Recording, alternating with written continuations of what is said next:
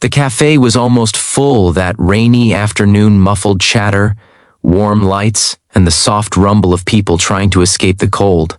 Single dad Michael Harris, exhausted after a long shift and trying to settle his restless 5-year-old son, had no idea his day was about to change forever. He just wanted a quiet corner, a warm coffee, and a moment to breathe. Then he heard a gentle voice beside him. "Excuse me, can I share this table?" He looked up and froze. A girl, maybe 21 or 22, balancing on a single crutch, one pant leg neatly folded where her other leg should have been. Rainwater dripped from her jacket. Her smile trembled, but her eyes carried stories of battles fought and survived. Michael didn't know it yet, but saying yes to her would lead to something far bigger than a shared table. It would lead to a moment he'd remember for the rest of his life. Before we begin, if you love emotional, inspiring stories that remind you of the goodness still left in this world, make sure you subscribe, like, and comment down below. It really helps more people find these stories. Welcome to your channel name, where kindness comes alive through storytelling. Michael had rushed into the cafe with his son Evan after a long morning delivering packages. Being a single dad meant juggling everything: work, bills, raising a child, and pretending he wasn't exhausted. The cafe was their safe place. A warm muffin for Evan, a quiet seat, and a few minutes where life didn't feel so heavy. But that day, the cafe was packed. Every booth filled, every chair taken. Only one small 2-seat table remained open, just enough room for the two of them. Michael had barely sat down when she appeared. The one-legged girl, her hair dark and damp from the rain, her backpack sliding off her shoulder, exhaustion clinging to her just like it clung to him. "Can I share this table?" she asked again, softer this time, as if expecting rejection. Michael glanced at Evan, who stared at her, wide-eyed. Then he looked back at the girl. "Of course," he said gently. "Please, sit." She smiled, the kind of smile that looked both grateful and apologetic. "I'm Lena," she said, as she settled into the seat across from them.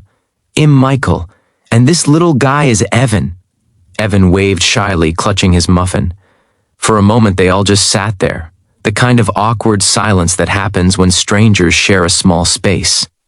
But something in Lena's presence felt peaceful, like she carried sunshine even through storm clouds.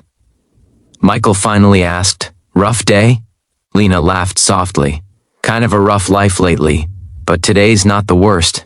Michael nodded. "I get that."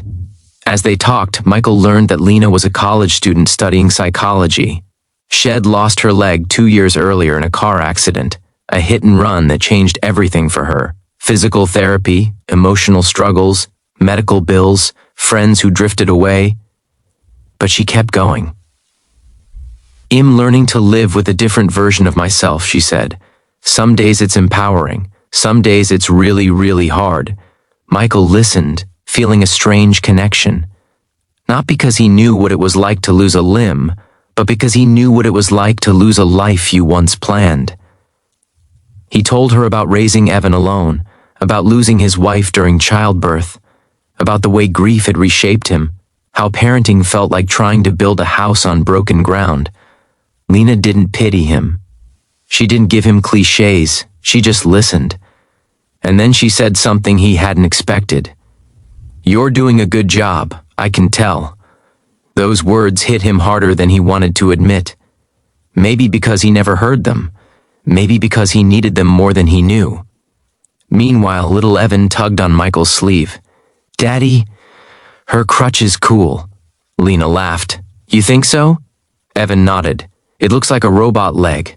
"Oh, I wish," she said. "But you know, the real robot leg is at home. I only use this when I'm tired." "Can you run with the robot leg?" Evan asked, eyes huge with excitement. "Not fast," she smiled, "but I can walk pretty well. And I can still do lots of things like draw. I love drawing." "Me too," Evan said. "Can you draw me a robot?" Michael started to intervene, embarrassed. "Evan, don't bother her."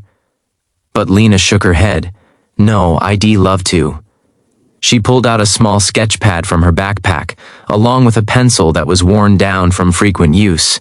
Within minutes, she sketched a little robot with big round eyes and a lopsided smile just like Evan's. When she handed it to him, he gasped, "It's perfect!" Michael watched the exchange, something warm blooming in his chest. There were still good people in the world, people who gave even when they had little. But then something happened. As Lena reached into her coat pocket, a folded bus pass slipped out and landed on the floor. Michael picked it up and noticed it was expired. "Hey," he asked gently. "How'd you get here? Did someone drop you off?" She froze for a moment, then exhaled. "No," she said. "I actually walked. In the rain?" he asked, surprised. "Well, I had to," she said quietly. "I couldn't afford to renew my bus card this month. Rent went up, so I just walked." Michael felt his heart drop. She had walked on one good leg, in the rain, through town, to get to a tutoring session she hoped would help her earn a little money. "You should ask for help," he said. "I hate asking for help," she replied with a sad smile. "Everyone's already dealing with their own battles." Michael understood that feeling all too well. When they finished eating, the rain had stopped. The sun had begun peeking through gray clouds. Lena stood up, adjusting her crutch. "Well," she said, "thank you for letting me share your table. You probably don't realize it, but I really needed someone to talk to today." Michael took a breath. "Wait," he said, "can we give you a ride?" She blinked, surprised. "Oh no, you don't have to. I insist," he said gently. "Kindness doesn't have to wait for special occasions."